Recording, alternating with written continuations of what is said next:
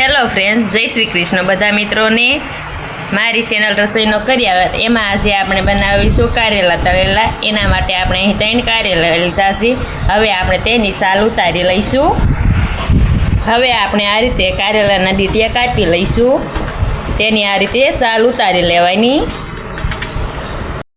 આપણે આ રીતે બધા જ કારેલાની સાલ ઉતારી લઈશું.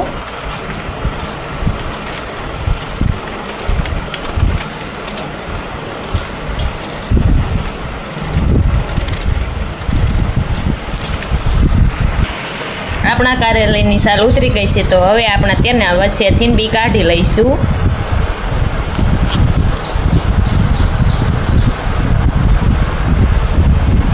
આ રીતે શીરો મારી તેની વચ્ચેથી બી કાઢી લેવાના છે. આપણા કારેલાના બી કાઢી લીધા છે, તો હવે આપણે તેના શીરિયા કરી લઈશું. આ રીતે વચ્ચેથી કાપી લેવાનું. પછી તેની આ રીતે પાતળી પાતળી શીરું કરી લેવાની.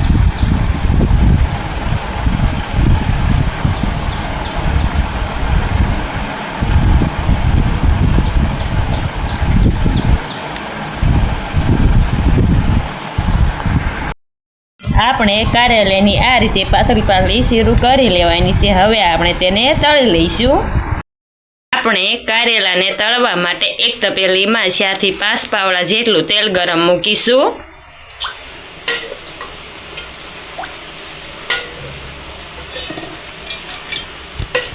હવે આપણે તેને ગરમ થવા દઈશું.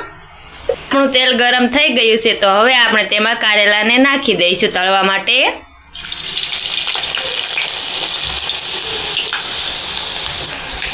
આપણે આ રીતે કારેલાને નાખીને ચમચા વડે હલાવી લઈશું. તેને તળાવવા દઈશું.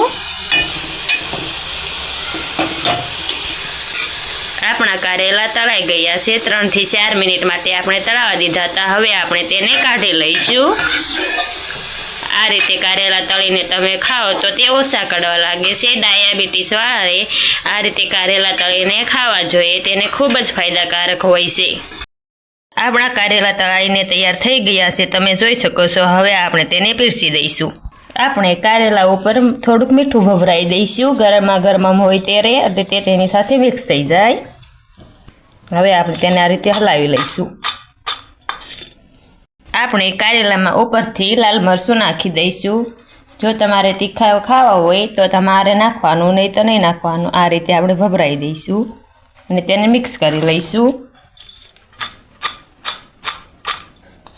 તમે મરચું ન નાખો તો પણ ચાલે છે. તમે મરચું નાખીને મીઠું નાખીને પણ ખાઈ શકો છો. આપણા તળેલા કારેલા તૈયાર છે. ખૂબ જ ઓછા સમયમાં આપણા કારેલા તળાઈને તૈયાર થઈ જાય છે. આવી જ મારી અવનવી વાનગીઓ જોવા માટે મારી ચેનલ રસોઈનો કર્યા અને લાઇક, શેર અને સબસ્ક્રાઈબ કરી લેજો.